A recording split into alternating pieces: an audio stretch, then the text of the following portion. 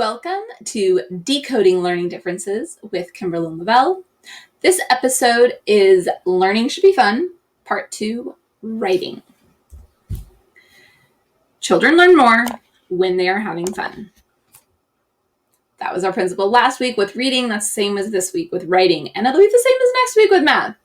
The idea is, the truth is that when children feel stressed, their brain is not allowing them to learn. When they feel frustrated, their brain is not allowing them to learn.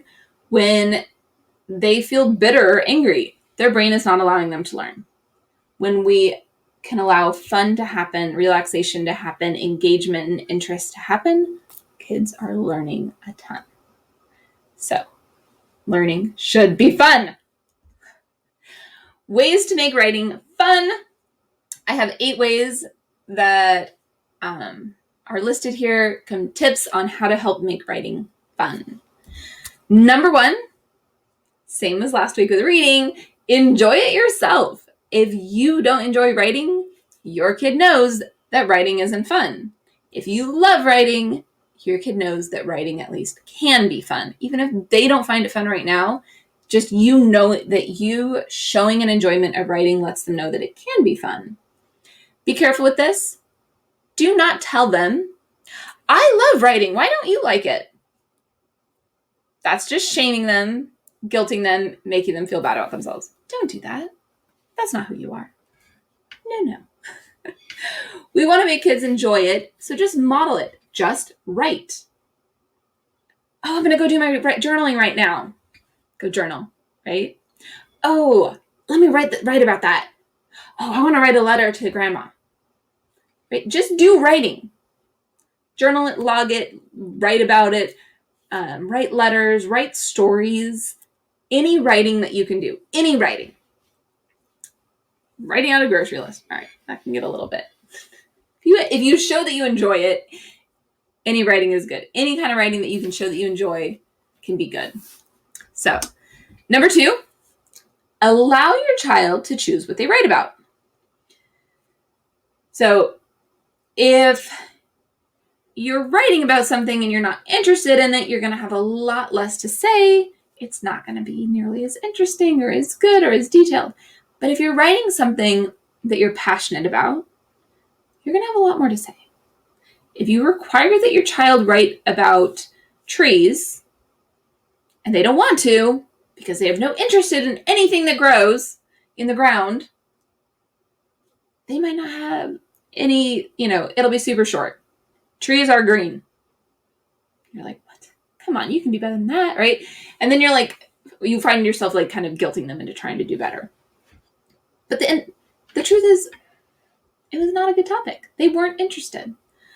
If they're super interested in basketball and maybe like a specific basketball player, they might write a ton about that person. They might have also done a bunch of research reading about that person. So the more you can use whatever they're interested in, and don't just say, well, what do you want to write about? Because that can feel a little overwhelming, but you can kind of give a guideline. Like, let's write about a famous person. I've noticed that you really seem to like Michael Jordan. Sorry, I'm trying to think of a basketball person, but I'm not basketball. Do you want to write about him? Okay, then he can write about it.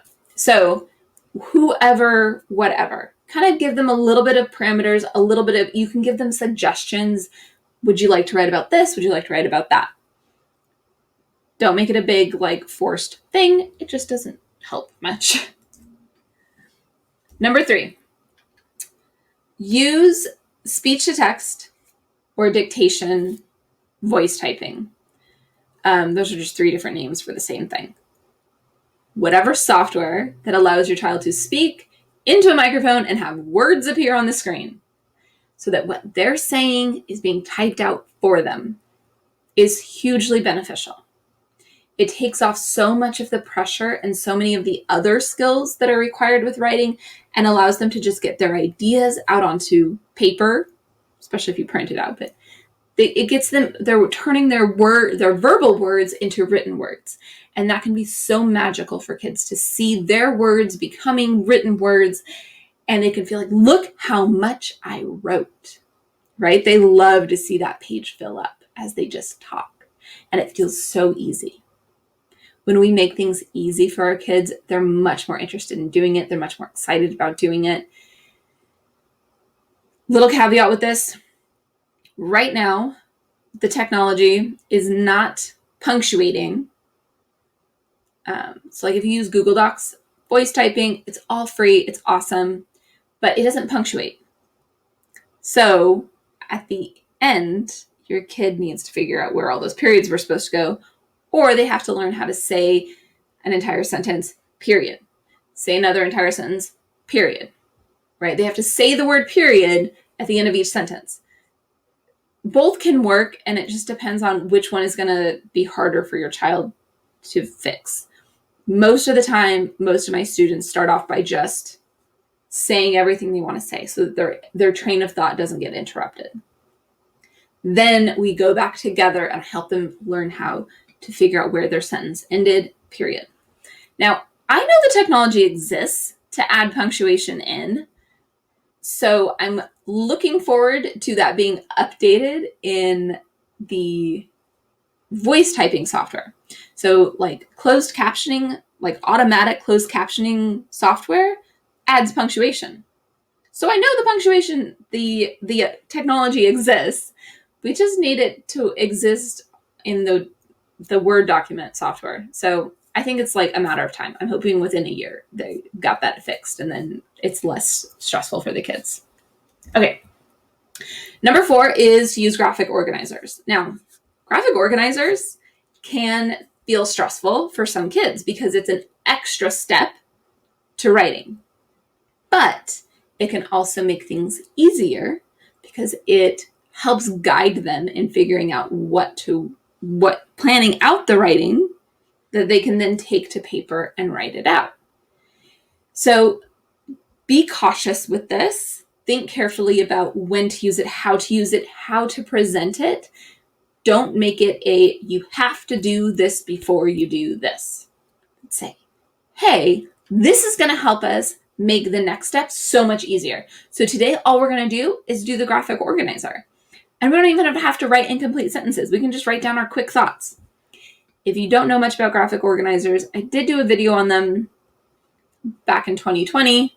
So I'll try to remember to put a link for that below. There's also good resources. Reach out to me if you want me to do another training on that. The general idea, there's different ones that exist. I personally use the company Thinking Maps has a series of thinking maps that they do. They're a type of graphic organizer. And there's different types of graphic organizers for different types of writing. So one of the most common ones that we use is a tree map. And you have like a big topic and then 3 columns. And in each column, there's kind of a subtopic and the information about it, and the subtopic and the information about it, subtopic, information about it. And that's the thing. So you might want to use something like that to help with like essay writing. Okay, number 5, keep journals and logs. So when I think of a journal or a diary, I'm thinking about kind of just a daily reflection on something. You can get those like inspirational journals that give you topics to write about. Totally valid. Do that if your kid is interested. There's some really great ones out there. Some of them also will work on like emotional development. And so there's some really great ones out there that I've seen. Logs can be something simple like the dog ate breakfast at 8:00. Right? Like the kid could write about whatever. They could be writing about logging a science experiment. My friend just started this with her son. I was so excited. He got a crystal growing kit. And so when they started it, she said, hey, let's log it. So he wrote out, day 1, this happened. And then day 2, so there's a log to watch the crystals growing and logging about the crystal growth. So do things like that. You can log what you see while you're on a hike. You can log what you see on your daily stroll around the neighborhood, whatever it is. Keeping logs can be really interesting. Maybe you have a bird feeder and you're logging when the birds are coming to the bird feeder and which kind of bird, right? All of that is a type of writing. And those types of writings tend to allow you to focus more on like the fine motor skill of like writing things down. It also is a skill on thinking through what is an important detail that I want to record. What is the purpose of this log? Why am I recording it? It's building a lot of scientific knowledge and understanding and thinking. Okay. Number 6, write letters to family, friends, or pen pals. People love getting letters in the mail. At least I certainly do.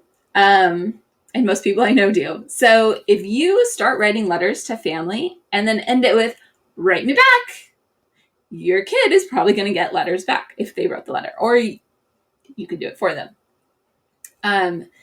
So doing things like that can really help bring enjoyment to the person you wrote the letter to and to your kid and yourself. It's just fun. That whole process can be fun. So start writing letters. Another way you can do is actually just even within your own house, write letters to each other, right? Like you could leave a letter to your husband and a letter to your son and a letter to your daughter, and then they find their letters and they write their letters, and maybe they choose to write letters back to you. And you guys can kind of turn it into a fun little thing. You guys can leave sticky notes to each other all around the house. So anything you're doing to write to someone, those like letters can be really fun and personal, very casual, and just purely enjoyable. I will say keep it casual, keep it enjoyable. Don't get super strict with like correct friendly letter formatting. You can show them correct friendly letter formatting, but if they've already written the letter, don't make them rewrite it to be correctly formatted. It doesn't matter. It's a friendly letter. You were just sending it to a friend. Just send them the letter, please. If your kid doesn't write much, you can write for them. So if your kid is at a point where like writing is beyond their current functioning academically, if they can draw a picture, if they can cut a picture out of a magazine that they like, if they can just color anything, if they can just even tell you something in whatever way that they communicate. If your child tells you something and you can write a letter for them and send it, you are involving them in the writing process. You are helping them see the value of writing. And when they have that skill, they can continue with that love of writing. Number 7, this is the shopper in me. I happen to love shopping, but I'm constantly fighting against that. So I also know that kids love having fun journals, don't we all? Fun paper, fun pens to write with. It might be personalized with their name on it. It might be a character that they love. It might just be a beautiful brand new number 2 pencil. If you were trying to get your kid to write and all you have is a bunch of broken, bitten on, busted up pencils, that's just a lot of what I see in those schools, at least. Some really gross pencils. The kid's not as interested in writing. You hand them a brand new pencil, they're much more interested in writing. Maybe it's a mechanical pencil. Maybe it's a Smencil. They're like scented pencils. So they like have you keep them in a tube to like keep the scent in, and then they have like a scent, kind of like a scratch and sniff pencil. So it's just a pencil, they'll write. So anything that gets the kid interested and excited about writing, whatever they're excited about. Sometimes it's a pencil topper, right? You can get like different pencil toppers. Some of those are really heavy and actually make the writing process awkward. So I'd watch that a little bit, especially if your kid has any fine motor difficulties. But a really fun eraser that they suddenly start playing with, because it's like I've seen some that are like pieces of pizza that have like removable cheese and toppings and stuff, and they're like, this is so fun. I had some that were like spaceships, same kind of thing, where you can like take apart all the pieces. So it really becomes more of a toy than an eraser. but usually after they get over the toy parts, let them play through it a little bit. Then, okay, we'll save that. And if you make a mistake, you can use it to erase, right? So anything fun that gets them excited about writing. Maybe focus more on the actual like pen and paper than the eraser, because those do become more of a toy. But number 8, this one might feel controversial, but I firmly believe in it. Number 8 is do some of the work for your kid. This goes back to that principle of learning should be fun. And it shouldn't feel super easy, but it should definitely not feel insurmountable. And for some kids, writing feels insurmountable. They have to figure out how to form the letters and which way does B go, which way does D go, and sometimes they just don't even remember how to make a certain letter. They're like, what does a Y look like? I haven't done a Y in a while, right? Like I've had kids ask, and not even super young kids, ask me, how do you make a W? So I just show them like that, right? Like this. And then when they move on. So forming a letter can be challenging. Spelling can be really challenging. They have to keep in mind all of those thoughts that they're trying to write about. They have to think about punctuation and capitalization and correct grammar, right? There's a lot of skill that goes with writing. And all of those skills together can make writing feel insurmountable. And that's why I suggested using a graphic organizer, because that helps hold their thoughts for them. So they don't have to think about, what am I writing about? It's right there. I can just look back at it. It's recorded for me.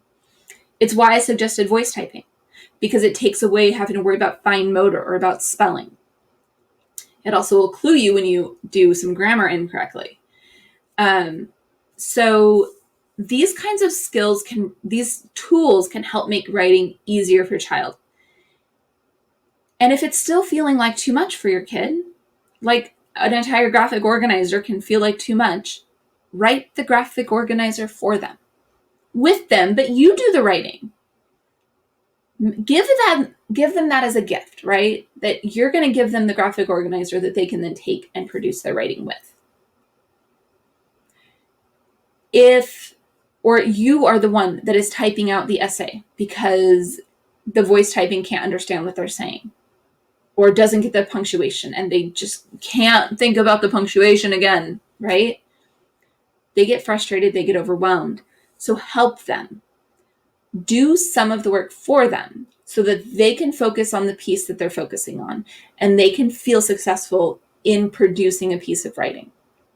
Because at the end, when you hit print or you show them what was written, they know that it came from them and that they are the author of that piece of writing. And that can feel so good. So please, don't make it you have to do this. And don't make it about, well, I had to do it when I was a kid, right? Like, it's not about that. If you want your child to enjoy learning and enjoy writing, then do what it takes to help them enjoy it, starting with making it a little bit easier for them by doing some of it for them. Now, don't take over. Don't tell them what to write. You can give suggestions. And sometimes I do that when kids like have no idea how to write a conclusion. Of course they don't. They haven't had enough practice. I might give them 3 or 4 different conclusions that I've written out. And then they have to think about, well, which one do I like? Which one makes sense? You could even write some that wouldn't make sense. And so they can and discuss, why would this one not be a good conclusion? So you can have those kinds of conversations. But do some of the work for your kid. Help them feel successful so that they can have that finished writing piece that they can feel proud of. And then tell me, what did I miss? What else do you do to make writing fun for your kids? Email me, Kimberlyn@decodinglearningdifferences.com. I cannot wait to hear from you. And I will see you again next week.